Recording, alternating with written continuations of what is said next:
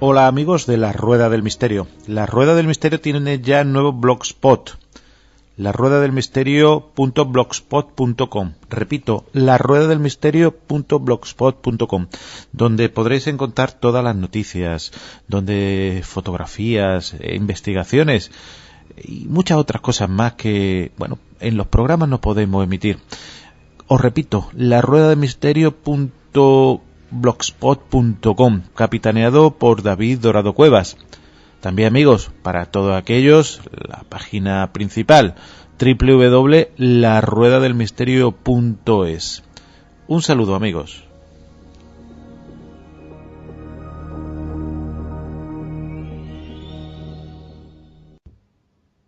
Hola amigos de la Rueda del Misterio. Hay un dicho de J.R.R. Tolkien, que es del Señor del Anillo, que dice: ¿qué significa? Habla, amigo, y entra, preguntó Merry. Es bastante claro, dijo Gimli. Si eres un amigo, dice la contraseña y las puertas se abren y puedes entrar. Sí, dijo Gandalf, es probable que estas puertas estén gobernadas por palabras. Y hoy vamos a tratar sobre todo este tema, el tema de la información. La información es poder, siempre ha sido poder, pero hoy todavía más con los medios que existen en todo el Internet, en todos los medios, todos los periféricos que manejamos, y precisamente el sistema de codificación de esta información es muy importante, y para ello vamos a contar, como siempre, y le doy las gracias a Manuel Lucena. Él es profesor de informática de la Universidad de Jaén y especializado en sistemas de seguridad. Manuel, muchísimas gracias como siempre y bienvenido. Hola, gracias a ti por llamarme. Sí, y además creo que esta anotación, que lo he sacado de un libro, te suena de algo, ¿no? Sí, bueno, es una de las citas que incluí en el prefacio de ese libro, una pequeña recorrido por las técnicas criptográficas más importantes, puesto que hace ya, pues va a hacer 20 años que empecé a dar clases de criptografía. Y por entonces no había prácticamente material en castellano, así que me hice mi propia colección de apuntes, que luego se convirtió en un libro y lleva circulando ya desde el año 99, me parece, por internet. Uh-huh. Sí, la verdad es que es un libro que yo tengo la versión 4-0.7.51 del 11 de junio de 2008 y, como dices tú muy bien, un libro de 303 páginas totalmente gratuito que lo podéis encontrar en internet y se llama Criptografía y seguridad en las computadoras. Y me gustaría empezar por ahí. ¿Qué es la criptografía, Manuel? Bueno, la criptografía es una técnica o una familia de técnicas que permiten proteger la información. La información, como tú bien has dicho, es poder, pero también podemos resumirlo como que es un bien, una posesión de la gente o de las personas o de la humanidad, o como se quiera plantear, de determinados tipos de información. Por ejemplo, pensemos en un historial médico, pues propiedad de su dueño, o el conocimiento técnico, pues se puede considerar información que es propiedad de la humanidad en general, ¿no? Pero esa información, desde que existe la necesidad de transmitirla, también existe la necesidad de protegerla, de poder almacenarla y de poder llevarla de un sitio a otro de una forma fiable, ¿no? De forma que no pueda ser consultada por aquellos que no tienen permiso para hacerlo. Entonces, desde que existen los sistemas de escritura, se han desarrollado unos más simples, otros más complejos, sistemas paralelos que permiten alterar esa información de manera que solamente aquellos que estén autorizados la puedan leer. Esa es la criptografía en general.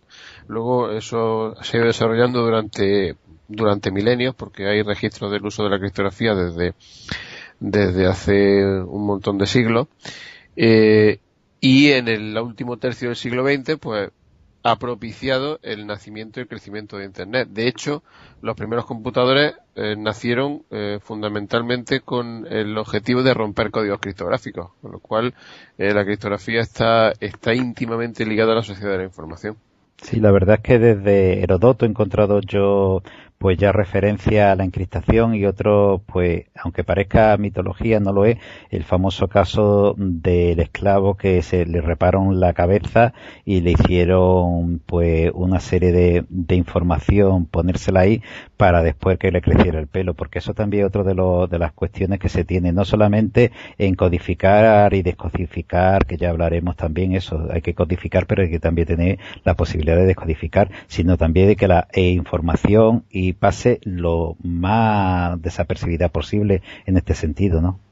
Claro, este es el famoso problema del canal, lo que se conoce como canal subliminal o esteganografía, que consiste en que tú quieres transmitir un mensaje de forma segura, pero claro, existe alguien que está vigilando el canal de comunicaciones que no quiere que tú lo transmitas. Por lo tanto, hay que hacerlo pasar desapercibido. En este caso, pues, se trataba de tatuarlo en un cuero cabelludo que una vez que había crecido el pelo, pues en realidad saber que si no sabías que eso estaba allí, pues no lo podías descubrir, ¿no? Si usamos solamente técnicas criptográficas y estamos en un país en el que hay la censura e intentamos enviar un mensaje cifrado, posiblemente no lo van a poder descifrar, pero lo interceptarán y lo destruirán, con lo cual eliminarán su interés, ¿no? Y por lo tanto también es necesario en algunos casos ocultar la información para que pase desapercibida, y eso, bueno, hay familias de técnicas que permiten ocultar información en imágenes, en vídeo, en sonido, en mensajes de correo que parecen spam y cualquier cosa que se le ocurra a uno. Sí, porque hablando del correo precisamente, existen programas para hacerse con la información de los correos, no vamos a decir los programas ahora, que cada uno, si tiene interés en captar lo que lo busque en internet, que se encuentran muchas cosas, y precisamente una de las cuestiones que muchísimas empresas, porque claro, nosotros estamos pensando a nivel de usuario, pero no tenemos que pensar a nivel usuario, tenemos que pensar a nivel de grandísimas empresas, de empresas que se dedican a la venta de aviones, que ya han sido localizada y desclasificada la información o descodificada. Hay que tener en cuenta que tú lo conoces muy bien, la historia de Ekelon y la Boeing y Airbus cuando intentaron hacer, y también a ver si nos da tiempo a hablar que la Unión Europea, justamente antes de la caída de las Torres Gemelas, iba a poner una denuncia en la ONU contra Estados Unidos, que a ver si también por lo mismo, por el acceso a la información. Y me gustaría eso precisamente. Hoy en día la informática nos sirve para muchas cosas, pero hemos escuchado muchas veces que se encripta a 128, a 256, la codificación en sistema cuántico. ¿Eso realmente qué es para lo que es un usuario normal del sistema informático? Cuando se habla de un cifrado de 256 o de 128, de lo que se trata es de la longitud de la clave en bits. Entonces, para que nos hagamos una idea, si tuviéramos una clave de 256 bits, todas las posibles claves que podríamos escribir diferentes no cabrían en este universo. No podríamos escribirlas, ni siquiera podríamos enumerarlas. Aunque lo hiciéramos muy rápido, tardaríamos una cifra, una cantidad de tiempo muy superior a la edad del universo. Entonces, cuanto más larga es la clave, la contraseña es otra cosa. Cuanto más larga es la clave, más posibilidades hay. Si el algoritmo de cifrado que se ha utilizado es suficientemente bueno, la única forma de intentar descifrar los mensajes es probando todas las posibles claves. Y obviamente eso no se puede hacer. En cuanto al tema cuántico, existen dos cosas. Por un lado estaría la computación cuántica, que es un tema que está avanzando muy lentamente, pero puede que en unos años, unos cuantos años, no 2 y 3, puede 10, 15 o 20 años, tengamos ordenadores cuánticos que permitirían hacer cálculos de una manera mucho más rápida de lo que se hace ahora, y entonces posiblemente permitiría romper sistemas de cifrado que hoy por hoy se considera imposible. Y luego está el cifrado cuántico, que lo que utiliza es las propiedades de la mecánica cuántica para proteger la información. De forma que, Los que sepan un poco de mecánica cuántica sabrán que tú no puedes observar una partícula sin alterarla. O sea, el hecho de observarla ya la altera. De manera que si alguien pinchara la conversación, estaría alterando esa conversación y el destinatario podría detectarlo. Entonces se basa en cuestiones de ese tipo. Pero el objetivo siempre es el mismo, que aquel que no tenga autorización para acceder a la información se enfrente a un problema que no se puede resolver en la práctica. Esa es la filosofía. Sí, la verdad es que tú has hablado de los ordenadores cuánticos. El gran problema ahora mismo es a ver cómo los refrigeran, porque la verdad es que un mamotreto para el cero absoluto por el momento es bastante complicado, pero claro, se están haciendo unas investigaciones muy interesantes en Londres, que yo en Inglaterra que he podido observar, que son con células de ratones que se tienen en congelación y se sacan, y están viendo que los robots están aprendiendo con esas células de ratones, y también se están encaminando las investigaciones a ese punto. Pero bueno, eso sería casi otro tema para otro programa, que sería hacia dónde va la informática y hacia dónde va el futuro en este campo. Lo que sí es que todo sistema, como decíamos, todo sistema de codificación tiene que tener un sistema de descodificación, porque si no, evidentemente no sirve absolutamente para nada. Los sistemas de codificación que hemos estado hablando de eso, tú has estado comentando 128, 256, ¿todos son fiables o todos son violables?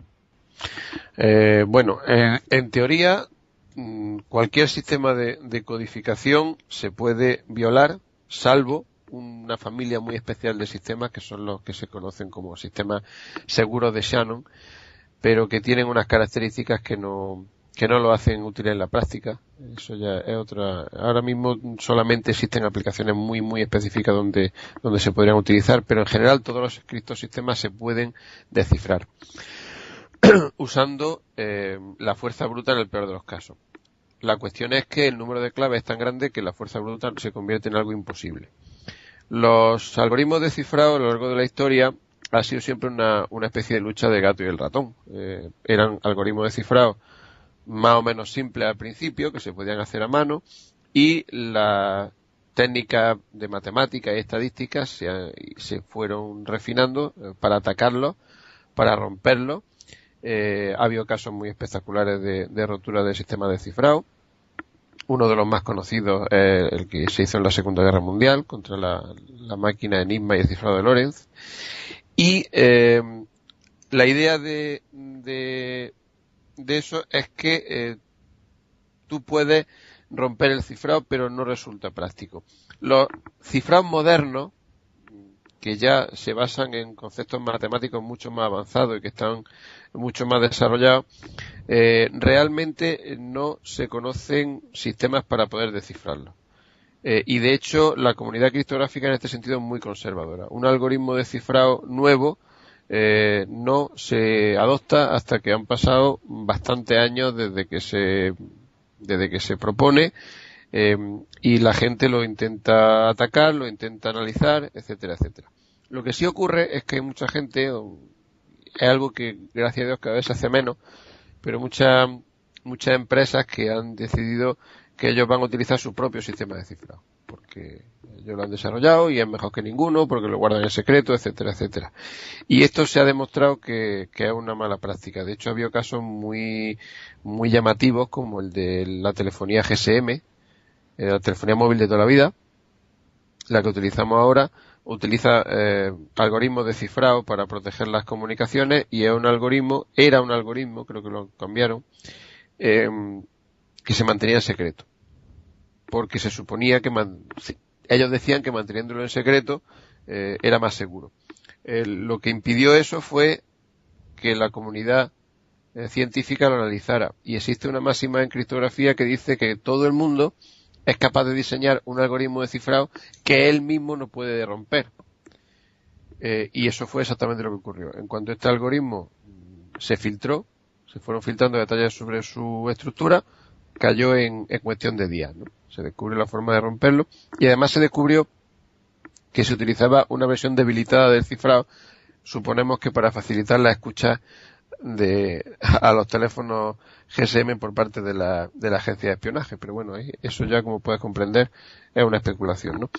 Entonces, la situación actual, para no extenderme demasiado, es que los algoritmos aceptados por la comunidad científica, que se sabe cuáles son, que son gratuitos, que son libres, que están bien especificados, hoy por hoy no se pueden romper. No conocemos la forma de romperlos. No tienen puertas traseras y son perfectamente seguros. De hecho, todos los casos que se han dado de violación de la seguridad, de roturas de temas de cifrado, ha sido porque o bien se han dedicado a robar contraseñas, o bien pues se han dedicado a espiar a la gente usando técnicas de espionaje normal y corriente, introduciendo software malicioso en los ordenadores, etcétera. Pero hoy por hoy la criptografía se puede considerar una ciencia madura y totalmente fiable. Y tú has hablado hace un momentito de la descodificación por la fuerza. Hay programas que precisamente, muy sencillito, vamos a poner un ejemplo, para descodificar los ficheros ZIP que vienen, digamos, protegidos por clave y por todo lo demás se utiliza. Esa decodificación por la fuerza, para los que son neófitos, ¿en qué es lo que consiste? Pueden probar todas las claves posibles. Básicamente consiste en eso. Lo que pasa es que muchas veces la clave, lo que el usuario introduce no es una clave, es una contraseña. Y a partir de la contraseña se construye la clave y se descifra la información. Entonces, si uno hace una contraseña fácil de adivinar, por muy bueno que sea el sistema de cifrado, la contraseña cae. Porque existen diccionarios que tienen millones y millones de contraseñas, todos los nombres propios, todas las fechas, todos los lugares, nombres de ciudades, nombres de mascotas, hacen combinaciones de eso con distintos símbolos y al final adivinan la contraseña. Y de hecho se han hecho estadísticas absolutamente terroríficas de las contraseñas que utiliza la gente. Una de las más utilizadas es 1, 2, 3, 4, 5, 6, como te lo estoy diciendo. Entonces, claro, si yo utilizo una contraseña fácil de adivinar, ¿qué es lo que pasa en las películas, no? En las películas siempre ocurre lo mismo. Al final está el bueno intentando meter la contraseña para entrar en la computadora y resulta que la contraseña es algo totalmente trivial de adivinar, porque es el nombre de la hija del protagonista o cualquier cosa así. Entonces, eso no es un problema de la criptografía, es un problema de una mala elección de las contraseñas. Y eso es un tema de educación de la gente. Sí, por eso muchas veces se dice que se ponga una contraseña con números, con letras, para que no haya ningún tipo de problema. Pero tú has hablado de una cosa, y además que estamos utilizando precisamente el Skype, y una empresa francesa utilizó precisamente en Libia, en la mal llamada primavera árabe, sistemas para entrar en las puertas traseras para controlar el Skype en Egipto. Hemos escuchado muchas veces las puertas traseras que tiene Microsoft, que tiene Apple, incluso en Internet hay muchas páginas, yo he visto demostraciones de cómo te entran por esas puertas traseras. ¿Las puertas traseras es realmente un fallo de codificación o es porque la dejan aposta para que tengan acceso, como pasa, como se dice con el Skype, que tiene acceso Microsoft, que le dio el acceso a la NSA? Bueno, vamos a ver. Las comunicaciones de Skype están cifradas. Significa que yo me comunico contigo, ahora mismo estamos usando Skype, y la comunicación está cifrada. Lo que ocurre es que entre nosotros está interpuesto, por lo menos eso es lo que parece, porque es un protocolo cerrado y hay detalles que todavía no están muy claros, está interpuesto un servidor de Microsoft. Y Microsoft ese servidor tiene acceso a nuestra comunicación sin cifrar. Entonces, alguien exterior a ese triángulo no puede acceder a la comunicación. No puede hacerlo. Pero ellos sí, porque tienen acceso a la información descifrada, tal y como está hecho el protocolo. Pero no es un problema de descifrado, es un problema de que el protocolo está diseñado de esa manera. Sí, y Dime. No, es que me acuerdo de una anécdota yo tengo un compañero en Cuba y era muy habitual que utilizaran el Messenger, el famoso Messenger. Y cuando Microsoft obligó en el protocolo a utilizar comunicación cifrada, porque al principio las primeras versiones de Messenger no cifraban las comunicaciones, era opcional, pues bloquearon el acceso a Messenger en Cuba, me decía este compañero. ¿Por qué? Pues porque ya no podían espiar las comunicaciones el servicio de espionaje cubano. Pero Microsoft seguía teniendo acceso a las comunicaciones porque de hecho hacían estadísticas periódicamente sobre los temas de los que hablaba la gente en el Messenger. Eso significa que tienen acceso a las comunicaciones, ¿no? Sí. Claro, la cuestión es que aunque el sistema esté cifrado, si tienes que confiar en un tercero, ese tercero puede perfectamente acceder a tu información. Si tú quieres realmente estar protegido, tienes que ser tú el que se encargue de descifrar esa comunicación y no confiar en otro individuo. Claro, lo que pasa es que tenemos que tener en cuenta de la buena fe de esta empresa, porque, por ejemplo, esta de Sky, que es una comunicación P2P, precisamente Google no la compró porque pensaba que no iba a ser efectivo. Y hablando de Google, precisamente, entre otras cosas, simplemente si tenemos una cuenta en Gmail, pues pone Google Desktop y veremos que tienen ellos acceso, bueno, tenemos nosotros acceso a todo lo que hemos entrado, pero yo directamente he visto a través de documentales de Italia y de otros países, aunque no los quieran reconocer, después no tienen más remedio que cuando se le corrora reconocerlo, que ellos tienen acceso a toda la información y que pueden acceder.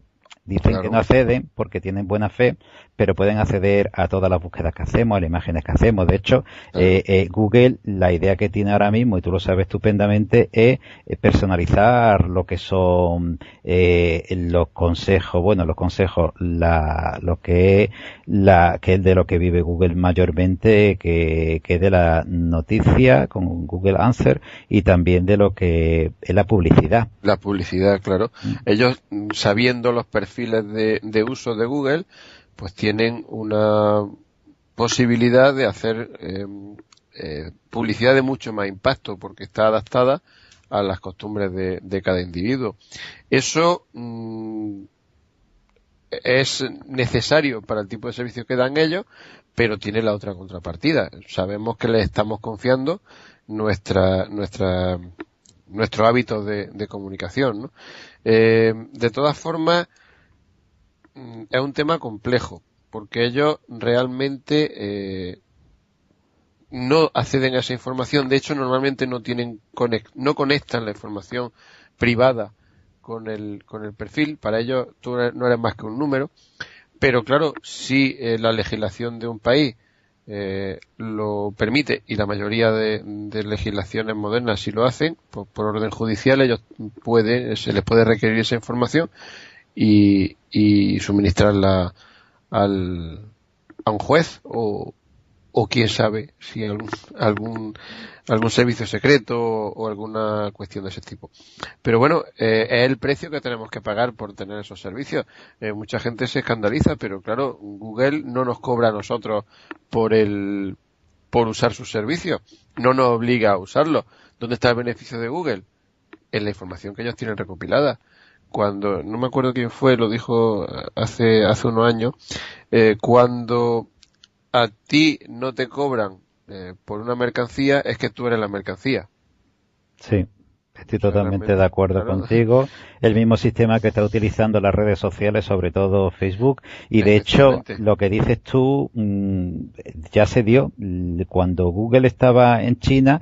La NSA le requirió a Google una serie de datos que Google muy gustosamente se los facilitó, evidentemente, no hay que tener en cuenta. Y de hecho, hablando de la propaganda, yo que tengo una cuenta en Gmail para comprar los libros a través de Amazon, me llegó hace poco, como mandan correo de vez en cuando, de Google Más, pues precisamente sobre 2 o 3 libros que eran de los temas que había yo estado viendo en Amazon, claro, de la investigación. Eso está más que claro, como dices tú, claro, que eso sería casi tema para otro programa, porque también me he puesto en contacto aquí en España con la protección de datos, y Google tiene una serie de denuncias, no solamente en España, en Italia es con condenas ya directamente, porque otra de las cosas que te quería preguntar, y aunque nos salgamos un poquito del tema, es que me gustaría que también los oyentes lo supiesen. Se recibe mucho spam, que el creador del spam falleció también en una circunstancia, el ruso que tenía una agencia una academia de idioma, y fue el que lo inventó, y a partir de ahí pues tenemos estos dichosos spam que nos están dando la murga cada 2x3 con distintos regalitos que vienen algunas veces. Famoso me acuerdo del I Love You que contaminó tantísimos ordenadores, y me gustaría preguntarte, porque las noticias que yo he recopilado en distintos países es que te tienen que pedir permiso para mandarte los correos, cosas que no se hace, y de hecho hay sentencias en distintos países condenatorias de la empresa esta que te mandan los correos sin ton ni son. Sí. La legislación española desde hace no demasiado tiempo, pero creo que una de las últimas reformas creo que fue el Código Civil, no me haga mucho caso porque no soy jurista, pero está recogido que si tú envías, no sé si son más de 10 mensajes simultáneamente que no están individualizados y ofreciendo servicios, lo que sea, se considera spam, y eso es delito. Bueno, dependiendo ya del volumen, etcétera, pero es ilegal y se puede incurrir en multas importantes. De hecho, pero no solamente el spam de correo electrónico, también es ilegal el spam telefónico. O sea que es un tema que la gente no denuncia, ¿no? Pero muchas veces esas llamadas que recibimos insistentemente ofreciéndonos determinadas cosas, no son, digamos que están en una especie de semivacío legal, ¿no? Porque, claro, el problema es que tenemos tal facilidad para comunicar con la gente que aquellos que quieren vender cosas o servicios o lo que sea, pues sucumben muchas veces a la tentación de intentar acceder a la gente para ofrecer esos servicios, y eso es una intrusión en la vida de la gente y muchas veces es una molestia, ¿no? Y Manuel, tú nos has hecho referencia, hemos hablado de los ordenadores, de la codificación, descodificación, tú nos has hablado también de los teléfonos, y a mí me gustaría preguntarte, porque ya se ha dado más de una ocasión el pirateo de muchísimas tarjetas a través de wifi abierta. Me gustaría también que los comentase qué es una wifi abierta y el nuevo sistema que se está utilizando de wifi, que supuestamente, digo supuestamente porque aquí como todo supuestamente la WPA2-PSK son más fiables, pero ¿estas wifi son totalmente inviolables o son con programas como hemos visto que a través del ordenador antes de entrar y con sistemas Linux nos podemos saltar estas claves? Vamos a ver. Originalmente todas las redes eran redes de cable, en las que tú tenías que, si querías acceder a una red de ordenadores, tenías que pinchar ese cable y por lo tanto violar físicamente esa red de comunicación, ¿no? Cuando empiezan a surgir las redes wifi, al ser por onda electromagnética, cualquiera puede escucharlas, cualquiera puede interactuar con ella. Entonces, la única forma de proteger una red wifi es mediante el cifrado. El primer sistema de cifrado que se propuso, el cifrado web, las siglas web significa privacidad equivalente al cable. Wire Equivalent Privacy, me parece. O sea que el nivel de seguridad no es que fuera muy alto, de hecho era desastroso. Y también esto obedeció a una cosa de la que ya hemos hablado antes, que se desarrolló el estándar sin consultar a la comunidad criptográfica internacional. Y además también se hicieron unas cuantas decisiones de diseño bastante aventuradas para abaratar el hardware. El resultado fue un sistema de cifrado absolutamente fácil de violar, porque utilizaba algoritmos que, siendo buenos para la criptografía, estaban mal empleados. Estaban empleados de forma no correcta. Entonces, bueno, pues hay gente todavía que tiene la wifi de su casa que la tiene abierta. ¿Eso qué significa? Que no utiliza ningún tipo de cifrado, con lo cual en la práctica cualquier ordenador se puede conectar y puede interactuar con esa red. Eso no es ni bueno ni malo. Lo importante es saberlo, saber que eso puede ocurrir, porque alguien puede utilizar tu red para cometer algún delito y al final al que le van a preguntar es a ti, ¿no?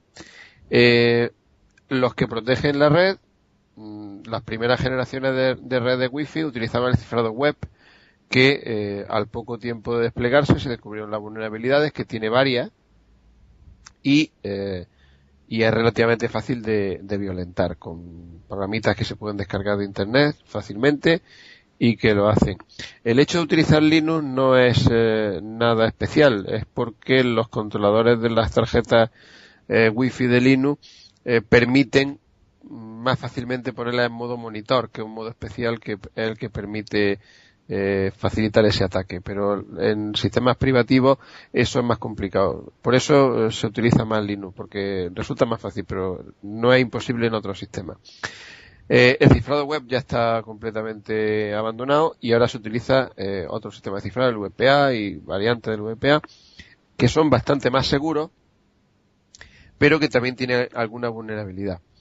En la práctica, utilizándolo bien y usando una buena clave, una buena contraseña para la red, es muy difícil romperlo. Hace falta hacer un ataque por diccionario, con lo cual tiene que ser una clave relativamente fácil de adivinar y se tienen que dar una serie de condiciones. Por lo tanto, a día de hoy, para una red doméstica es más que suficiente un cifrado de los que te proporcionan ahora. Lo que ocurre también, otra cosa, otro elemento que sí es también un poco desastroso, es que determinados operadores de telefonía que te dan tu wifi, te dan tu router y te dan una contraseña por defecto. Esas contraseñas por defecto, muchas se sabe cómo están generadas y hay programitas que te las calculan.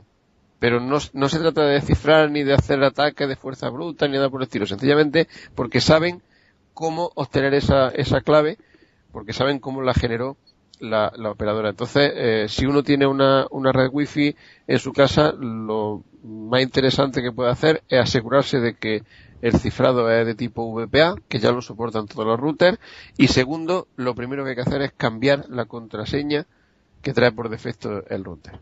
Sí, lo que pasa con esas características, la verdad es que es prácticamente imposible que alguien se meta. Sí, lo que pasa es que ya hay aparatitos donde que te captan la señal, te crean una base de datos y te hackean las claves. Yo lo he visto utilizarse y la verdad es que son efectivos y saltan las claves y tiene wifi gratuita. Pero bueno, a fin de cuentas la wifi tampoco digamos una cosa muy importante. Los que sí importantes fueron cuando esas wifi se utilizaban las tarjetas y se localizaron y se se sacaron informaciones de millones y millones de tarjetas en grandes superficies. Tú sabrás también estupendamente que en internet salen listas que te venden por muy módicos precios cantidades de información, porque ya no es por una tarjeta sino por cantidad de información y cada uno ya lo puede utilizar como buenamente quiera o desee. Pero sí lo que me gustaría entrar, y ya estaríamos entrando como digo yo, la Champions League. La Unión Europea se vio afectada porque muchas de sus empresas estaban, digamos que todos los países lo hacen, no es que sea nada más que Estados Unidos, pues Francia también lo hace, Alemania lo hace, España lo hace, todo intentan, por muy bien que dicen que se llevan, todo intentan sacar la información a la empresa que tienen al lado, porque hoy en día está claro que hay en internet y en este sistema hay una guerra de información y una guerra de comercio. Pero como decía, la Unión Europea intentó poner a Estados Unidos porque habían sacado mucha información y venido abajo muchos contratos por parte de la Unión Europea basándose en Echelon. No, como digo yo muchas veces, Echelon o Echelon, como se quiera decir, no se va a dedicar a mirar a dos personas porque digamos que sí, terrorismo, no terrorismo, porque es tontería. Ellos están jugando la Champions League, están jugando con empresas de miles de millones de dólares. Como decía, conocemos la de Estados Unidos, pero todos los países tienen su red de información de este tipo para sacar la información, descodificarla y poder tener todo el acceso a lo que se pueda, ¿no, Manuel? Claro, todos los países tienen ese tipo de organizaciones, de agencias, como queramos llamarlas. De hecho, en Estados Unidos está la NSA, cuyo objetivo es doble. Por un lado, evitar que las comunicaciones de Estados Unidos sean pirateadas o consultadas o violadas, como queramos decirlo, por terceros, y por otro, intentar ellos violar la de todos los demás. Pero eso es algo que es así, porque como ya hemos dicho al principio, la información es poder. Los servicios de inteligencia de los países siempre se han dedicado a eso, a intentar saber lo que están haciendo los demás. Eso no es ni bueno ni malo, es un tema político que está ahí, y que, bueno, que antes se utilizaba el espía que llevaba una cámara de fotos pequeñita camuflada en un mechero, y ahora se utilizan técnicas basadas en las redes de ordenadores, pero viene a ser el mismo tipo de situación, y algo que sí, que eso está perfectamente reconocido y se sabe perfectamente que eso ocurre.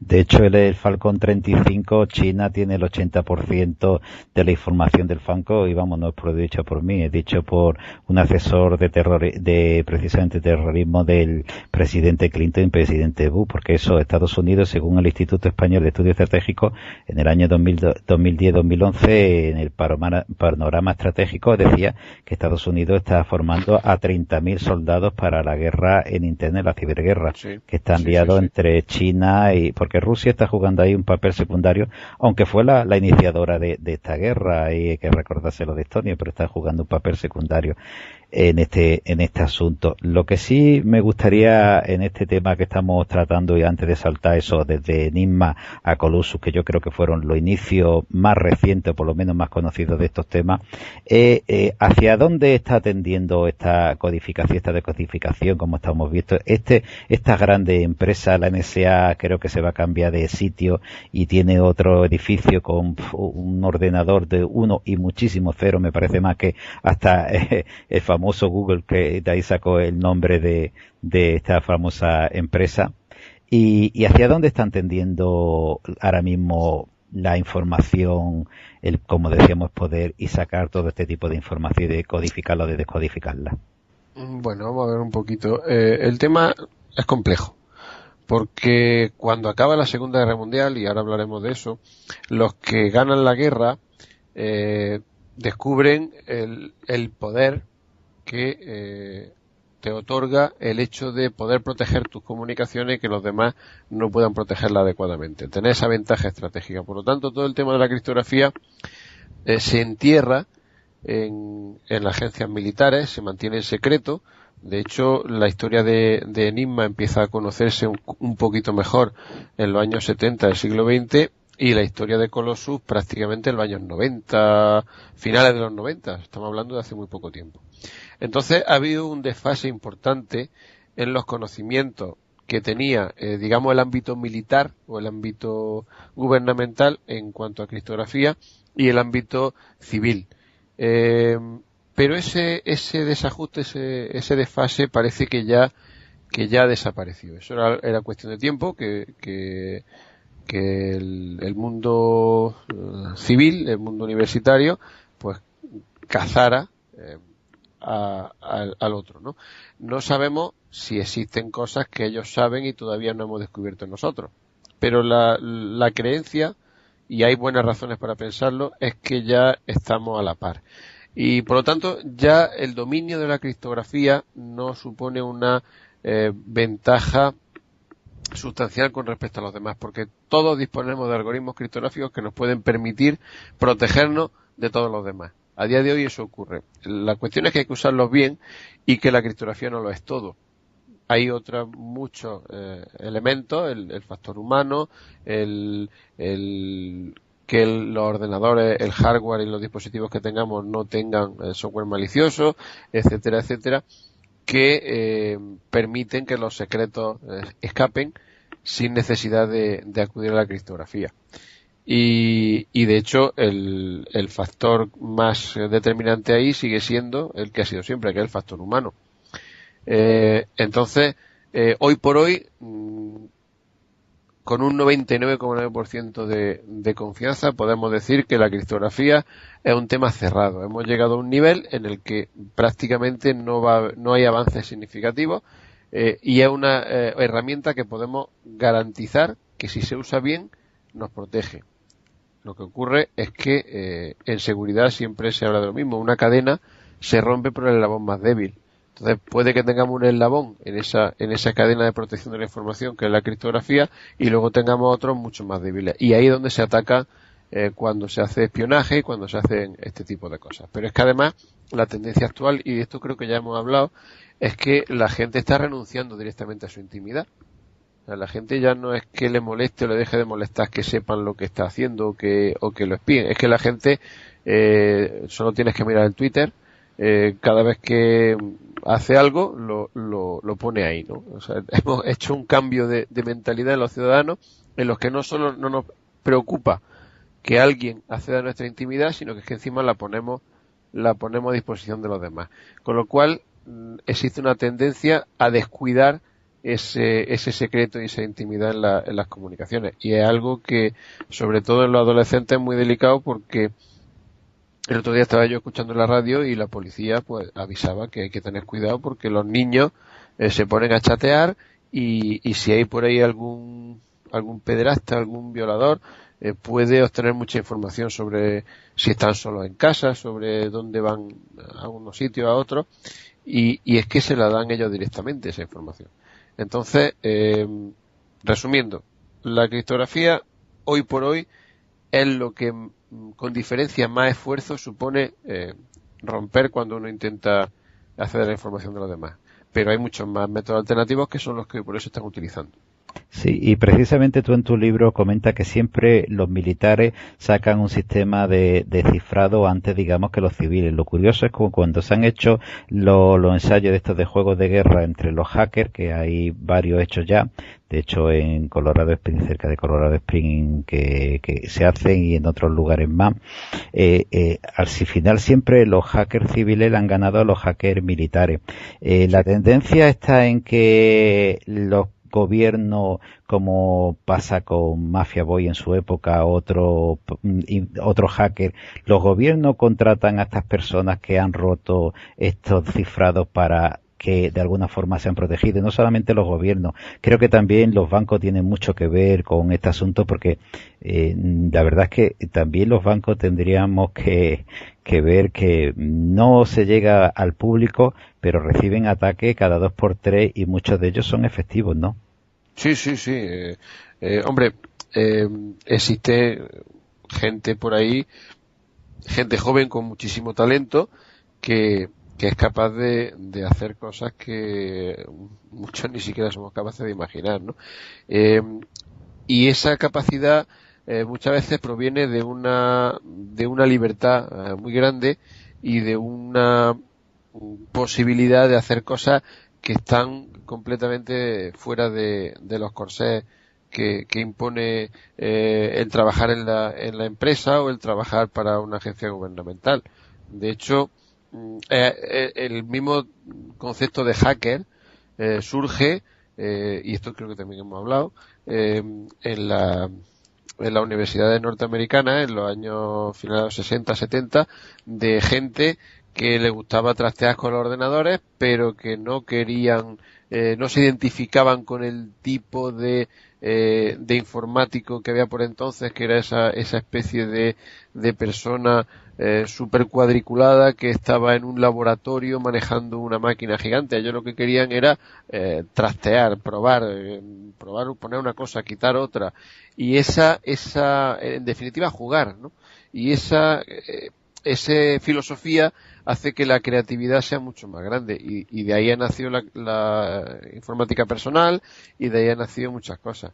Y existe un paralelismo curioso al respecto de esto en el tema de la Segunda Guerra Mundial, pero si quieres empezamos a tratar ese tema y te lo explico, ¿no? Sí, precisamente íbamos a empezar ahora. Ahora tengo aquí delante la traducción de la máquina Enigma, traducción de Beckley Park, sobre la documentación de la máquina Enigma y además la máquina Enigma precisamente de Marina, porque eso habría que tener en cuenta. Colusu, de Enigma a Colusu.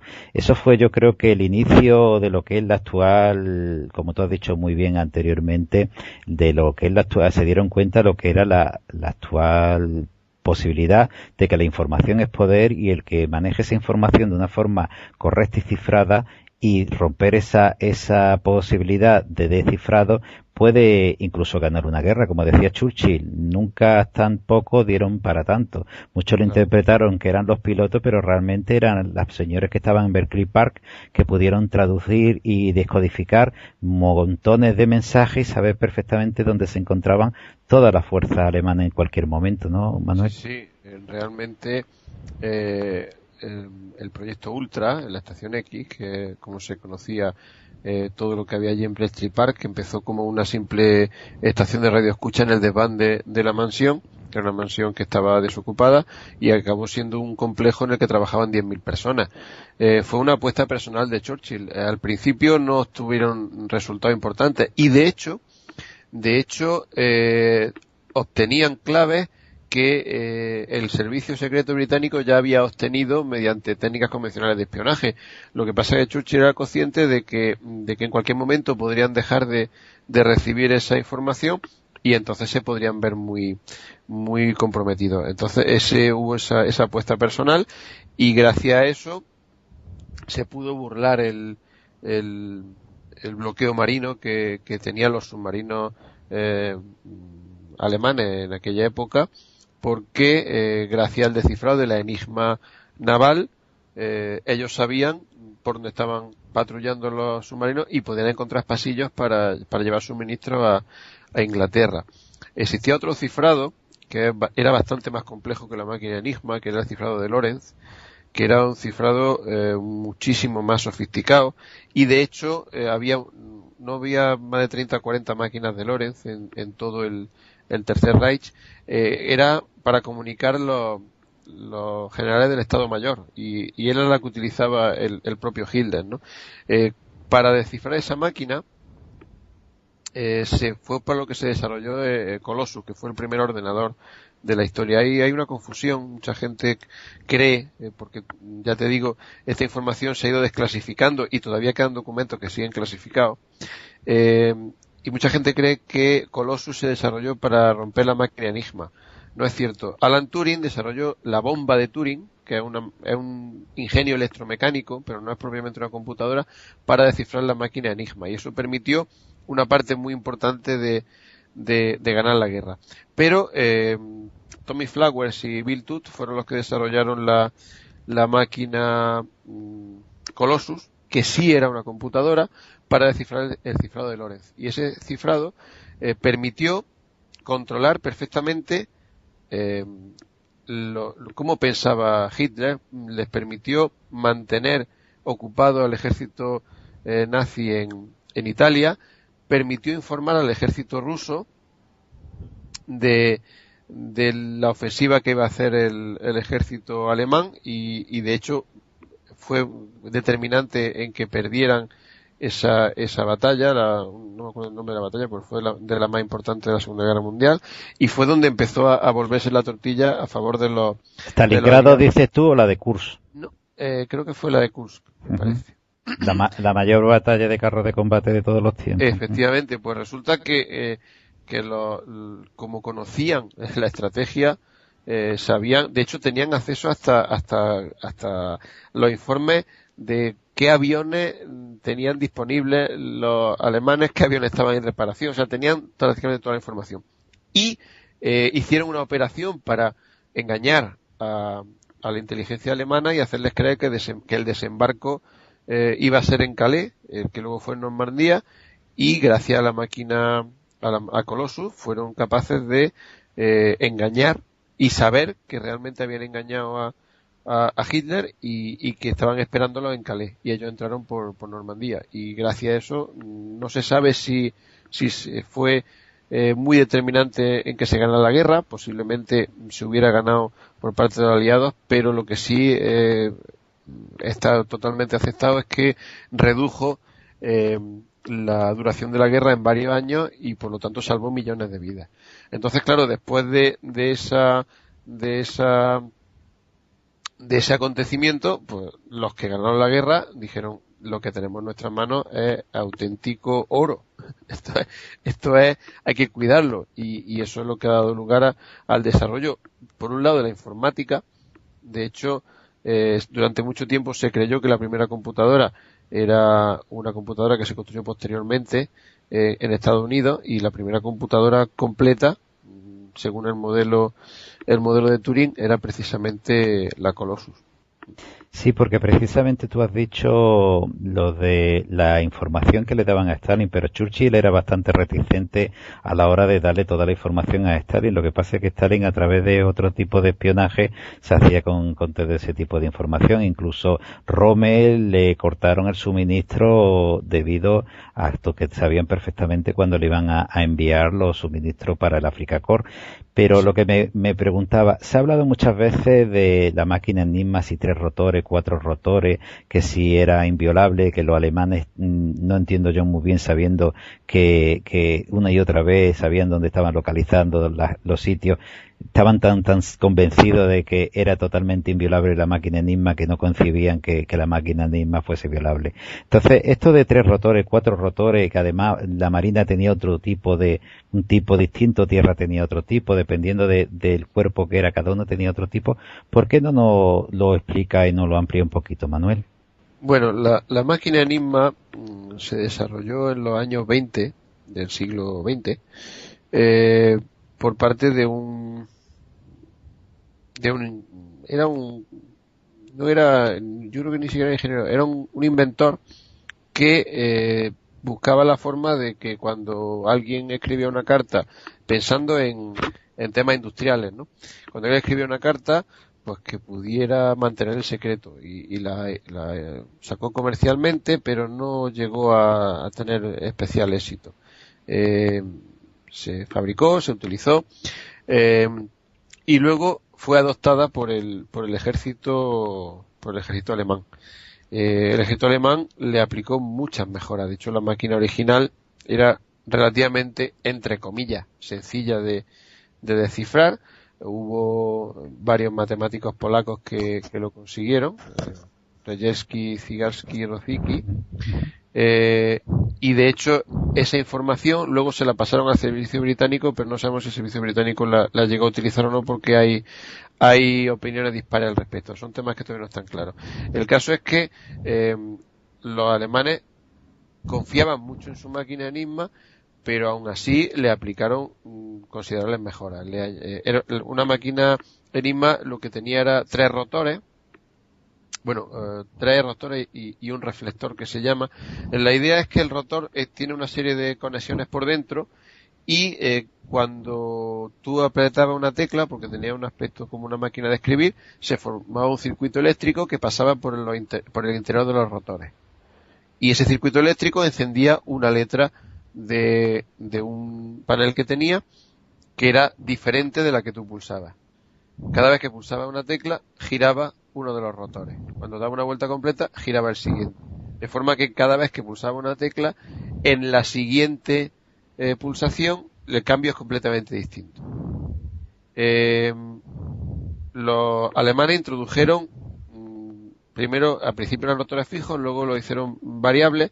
De hecho, me parece que la máquina, hablo de memoria, pero creo que la máquina de los submarinos llegó a tener 5 rotores de entre 7 que se podían elegir, con lo cual el número de combinaciones cada vez aumentaba más. Luego se introdujo también el clavijero, que introducía más combinaciones, y al final teníamos una cantidad absolutamente astronómica de posibles combinaciones. Eso era muy difícil de descifrar, y de hecho el propio Churchill no confiaba mucho en que pudiera conseguirlo Alan Turing, pero sabía lo que se jugaba, y al final apostó, y la apuesta salió bien. Alan Turing descubrió varias vulnerabilidades en el diseño, haciendo un análisis matemático de la máquina, y aprovechó eso para construir la famosa bomba. También sabemos, eso sí está comprobado, que se puso mucho cuidado en utilizar información de los mensajes descifrados que no hiciera evidente que esos mensajes se tenían. De hecho, parece ser que uno de los bombardeos que se hizo en Inglaterra, uno de los más sangrientos, Churchill sabía que se iba a producir, y tuvo que tomar la decisión de no proteger la ciudad, no prevenir ese ataque, porque eso hubiera descubierto que tenían acceso a la información de inteligencia alemana. Entonces se mantuvo esa duda y los alemanes pecaron de excesiva confianza en sus sistemas, claro. Pero no fue algo tan evidente como que nos pillan todas las comunicaciones ni nada por el estilo, sino que la inteligencia británica procuró siempre guardarle esas formas para que los alemanes pensaran que se los pillaban de otra manera los mensajes. Sí, la verdad que fueron muy sutiles, y de hecho en el procedimiento general de Enigma, en el punto 73, habla de la que se seleccionaba el cifrado del día, es decir, que cada día cambiaban un cifrado para que el que recibía el mensaje supiese cómo descodificarlo, y además creo que al principio mandaba unas determinadas palabras para que supiesen cuándo iba a empezar realmente el cifrado, ¿no? Y esa fue una de las debilidades. De las debilidades, el famoso soldado que siempre ponía el nombre de la novia, ¿no?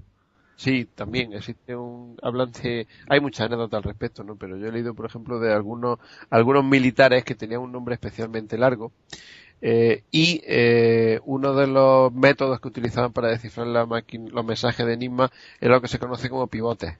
Un pivote es un trozo de mensaje que tú sabes lo que pone.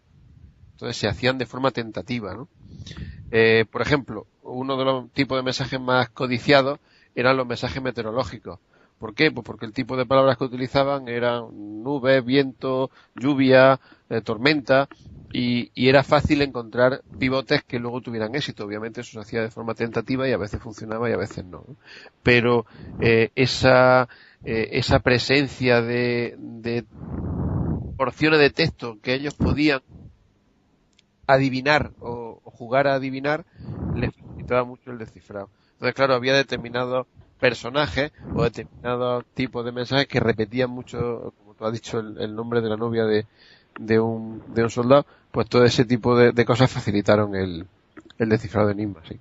Y Manuel, como ya prácticamente última pregunta, la máquina Enigma hoy en día, ¿a qué lo podíamos extrapolar que se sepa? ¿El Big Blue o algún aparato informático de estos inmensos que se está utilizando para ciertos tipos de agencias, como hemos hablado antes? ¿Te refieres más que máquina Enigma sería a los artilugios que se utilizaron para sí. Uh-huh. Bueno, la tecnología que se utilizó para descifrar Enigma y sobre todo el descifrado de Loren, que fue mucho más avanzada,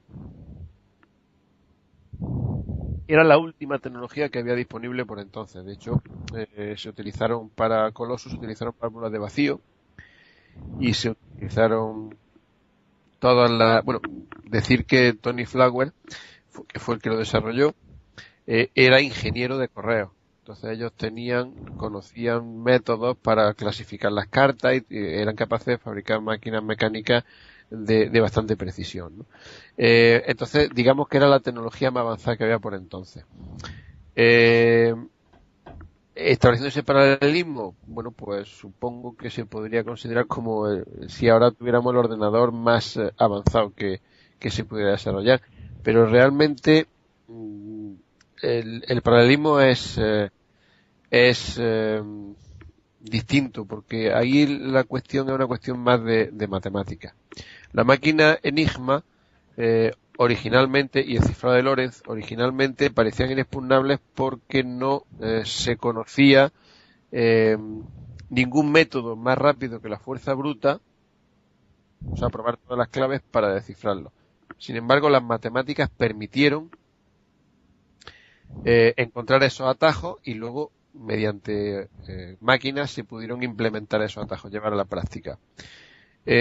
Hoy por hoy los algoritmos de cifrado de los que disponemos realmente están diseñados para que ese tipo de atajos no exista, o si existen no tengamos tecnología para construir esas máquinas. Entonces podríamos especular con que alguien sí tiene esa tecnología. Realmente sería algo puramente especulativo, pero en el mundo actual yo lo dudo bastante, porque hoy por hoy el acceso a la información es mucho más generalizado y la tecnología está al acceso de prácticamente todo el mundo. Uh-huh. Simple. La verdad es que, como dices tú, la tecnología está al acceso de todo el mundo. Lo que pasa que, bueno, todavía hay tecnología que nos supera en muchos años, como decimos siempre. Cuando el último ordenador sale de la tienda pensando que el último ordenador, ya están desarrollando 2 o 3 ordenadores mucho más superiores, pero que no, evidentemente, tienen que acabar con lo estos. Para que se puedan descifrar los sistemas actuales, no sería un ordenador lo que lo haría. Sería un descubrimiento o un desarrollo matemático totalmente revolucionario que a día de hoy yo creo que no es posible en un entorno puramente militar o puramente cerrado. Pero es una opinión, puedo estar perfectamente equivocado. Uh-huh. De hecho, la verdad es que Máquina Enigma existe aquí en España, que pues el gobierno español de aquella época le cedieron una serie de máquinas Enigma y se pueden ver en Madrid, creo que en el Museo del Ejército, el Museo del Aire, no me acuerdo muy bien dónde los vimos. Yo, Manuel, como siempre, te quiero dar las gracias por las formas tan amenas que hace estos programas, las formas tan didácticas. Se nota que eres profesor y además buen profesor porque lo explicas de una forma muy buena. Y como siempre, me gustaría dejarte los micrófonos abiertos por si hay algo que quieras comentar, algo que no te hayamos preguntado, que quieras añadir. Bueno, a mí me gustaría, yo no lo he hecho, pero no descarto poder hacerlo en el futuro. Bletchley Park se abandonó después de la Segunda Guerra Mundial, estuvo prácticamente a punto de caer en ruinas, pero gracias a los esfuerzos de Tony Sale, un investigador que ha fallecido hace poco, se hizo una colecta y se movió el tema y se construyó lo que hoy es el museo de Bletchley Park, en el que se consiguió reconstruir Colossus, y de hecho allí hay una réplica de Colossus que funciona a día de hoy. Y además eso se hizo porque, aunque se destruyeron todos los planos, alguien se llevó una copia que permaneció oculta y apareció. En fin, todas esas historias son absolutamente apasionantes y muchas rocambolescas.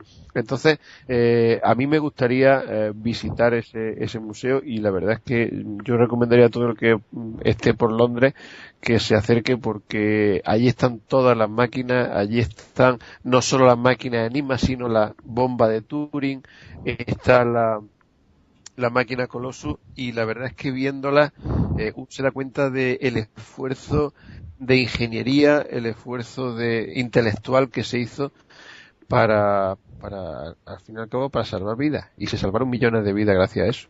Pues la verdad es que sí. De hecho, si tienen oportunidad de nuestros amigos que acudan, y si por el motivo que sea no pueden, hay imágenes en internet donde pueden ver funcionando, como dice muy bien, la máquina Colossus, y es muy curioso ver la cinta esa dando vueltas y pues detectando los datos y analizando los datos. Manuel, como decía, muchísimas gracias, como siempre, por tus explicaciones, por tus aclaraciones, y bueno, espero que más adelante podamos hacer otra entrevista sobre otros temas de estos que nos encanta de la informática y lo que nos espera la informática del futuro.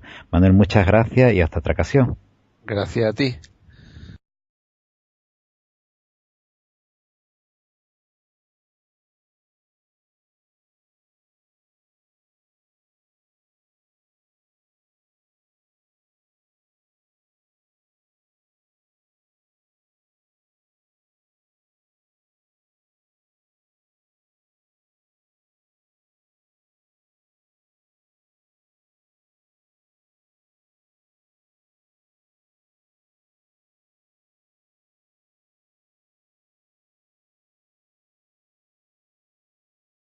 Eliminará su interés, ¿no? Y por lo tanto también es necesario en algunos casos ocultar la información para que pase desapercibida. Y eso, bueno, hay familias de técnicas que permiten ocultar información en imágenes, en vídeo, en sonido, en mensajes de correo que parecen spam, y cualquier cosa que se le ocurra a uno. Sí, porque hablando del correo precisamente, existen programas para hacerse con la información de los correos, no vamos a decir los programas ahora, que cada uno, si tiene interés en captar lo que lo busque en internet, que se encuentran muchas cosas, y precisamente una de las cuestiones que muchísimas empresas, porque claro, nosotros estamos pensando a nivel de usuario, pero no tenemos que pensar a nivel usuario, tenemos que pensar a nivel de grandísimas empresas, de empresas que se dedican a la venta de aviones, que ya han sido localizada y desclasificada la información o descodificada. Hay que tener en cuenta que tú lo conoces muy bien, la historia de Ekelon y la Boeing y Airbus cuando intentaron hacer, y también a ver si nos da tiempo a hablar que la Unión Europea justamente antes de la caída de las Torres Gemelas iba a poner una denuncia en la ONU contra Estados Unidos, que a ver si también por lo mismo, por el acceso a la información.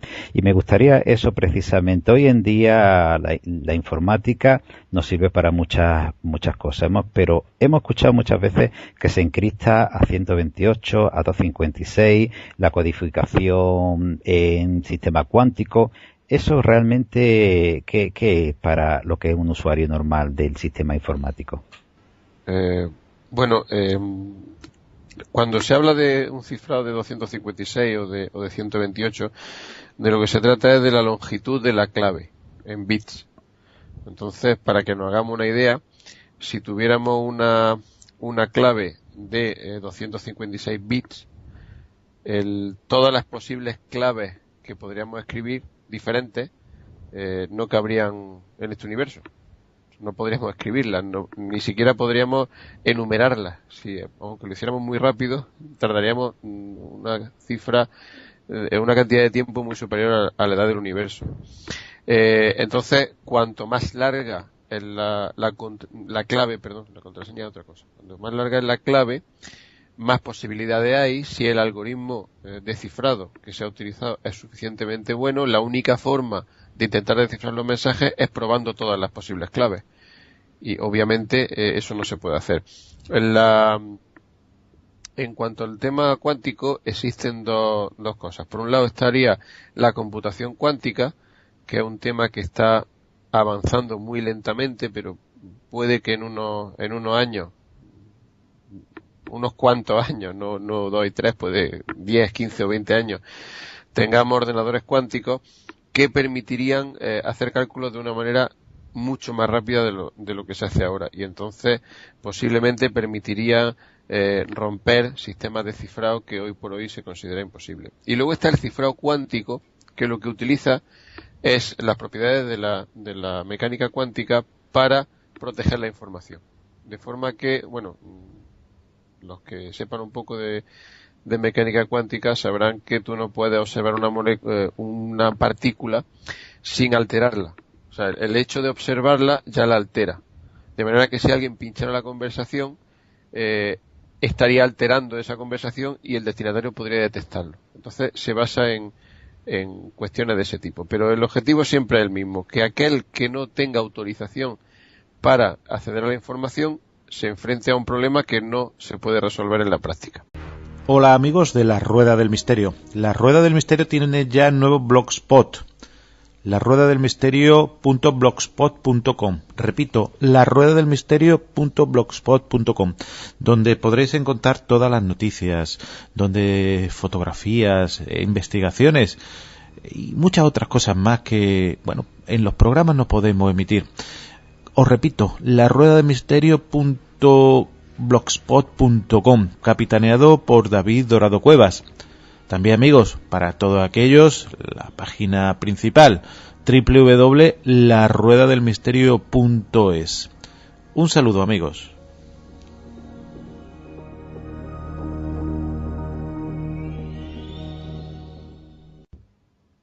Hola amigos de la Rueda del Misterio. Hay un dicho de J.R.R. Tolkien, que es del Señor del Anillo, que dice: ¿qué significa? Habla, amigo, y entra, preguntó Merry. Es bastante claro, dijo Gimli. Si eres un amigo, dice la contraseña y las puertas se abren y puedes entrar. Sí, dijo Gandalf. Es probable que estas puertas estén gobernadas por palabras. Y hoy vamos a tratar sobre todo este tema, el tema de la información. La información es poder, siempre ha sido poder, pero hoy todavía más con los medios que existen en todo el Internet, en todos los medios, todos los periféricos que manejamos. Y precisamente el sistema de codificación, descodificación de esta información es muy importante. Y para ello vamos a encontrar, como siempre, y le doy las gracias a Manuel Lucena. Él es profesor de informática de la Universidad de Jaén y especializado en sistemas de seguridad. Manuel, muchísimas gracias como siempre y bienvenido. Hola, gracias a ti por llamarme. Sí, y además creo que esta anotación que lo he sacado de un libro te suena de algo, ¿no? Sí, bueno, es una de las citas que incluí en el prefacio de ese libro, una pequeña recorrido por las técnicas criptográficas más importantes, puesto que hace ya, pues va a ser 20 años que empecé a dar clases de criptografía. Y por entonces no había prácticamente material en castellano, así que me hice mi propia colección de apuntes que luego se convirtió en un libro y lleva circulando ya desde el año 99, me parece, por internet. Uh-huh. Sí, la verdad es que es un libro que yo tengo la versión 4-0.7.51 del 11 de junio del 2008 y como dices tú muy bien, un libro de 303 páginas totalmente gratuito que lo podéis encontrar en internet y se llama Criptografía y seguridad en las computadoras. Y me gustaría empezar por ahí. ¿Qué es la criptografía, Manuel? Bueno, la criptografía es una técnica o una familia de técnicas que permiten proteger la información. La información, como tú bien has dicho, es poder, pero también podemos resumirlo como que es un bien, una posesión de la gente o de las personas o de la humanidad o como se quiera plantear, de determinados tipos de información. Por ejemplo, pensemos en un historial médico, pues propiedad de su dueño, o el conocimiento técnico, pues se puede considerar información que es propiedad de la humanidad en general, ¿no? Pero esa información, desde que existe la necesidad de transmitirla, también existe la necesidad de protegerla, de poder almacenarla y de poder llevarla de un sitio a otro de una forma fiable, ¿no? De forma que no pueda ser consultada por aquellos que no tienen permiso para hacerlo. Entonces, desde que existen los sistemas de escritura, se han desarrollado unos más simples, otros más complejos, sistemas paralelos que permiten alterar esa información de manera que solamente aquellos que estén autorizados la puedan leer. Esa es la criptografía en general. Luego eso se ha ido desarrollando durante milenios, porque hay registros del uso de la criptografía desde hace un montón de siglos, y en el último tercio del siglo XX pues ha propiciado el nacimiento y el crecimiento de Internet. De hecho, los primeros computadores nacieron fundamentalmente con el objetivo de romper códigos criptográficos, con lo cual la criptografía está íntimamente ligada a la sociedad de la información. Sí, la verdad es que desde Herodoto he encontrado yo pues ya referencia a la encriptación y otro, pues aunque parezca mitología, no lo es, el famoso caso del esclavo que se le reparon la cabeza y le hicieron pues una serie de información, ponérsela ahí para después que le creciera el pelo, porque eso también es otro de las cuestiones que se tiene, no solamente en codificar y descodificar, que ya hablaremos también eso, hay que codificar, pero hay que también tener la posibilidad de descodificar, sino también de que la información y pase lo más desapercibida posible en este sentido, ¿no? Claro, este es el famoso problema del canal, lo que se conoce como canal subliminal o esteganografía, que consiste en que tú quieres transmitir un mensaje de forma segura, pero claro, existe alguien que está vigilando el canal de comunicaciones que no quiere que tú lo transmitas. Por lo tanto, hay que hacerlo pasar desapercibido. En este caso, pues, se trataba de tatuarlo en un cuero cabelludo que una vez que había crecido el pelo, pues en realidad saber que si no sabías que eso estaba allí, pues no lo podías descubrir, ¿no? Si usamos solamente técnicas criptográficas y estamos en un país en el que hay la censura e intentamos enviar un mensaje cifrado, posiblemente no lo van a poder descifrar, pero lo interceptarán y lo destruirán. Con lo cual,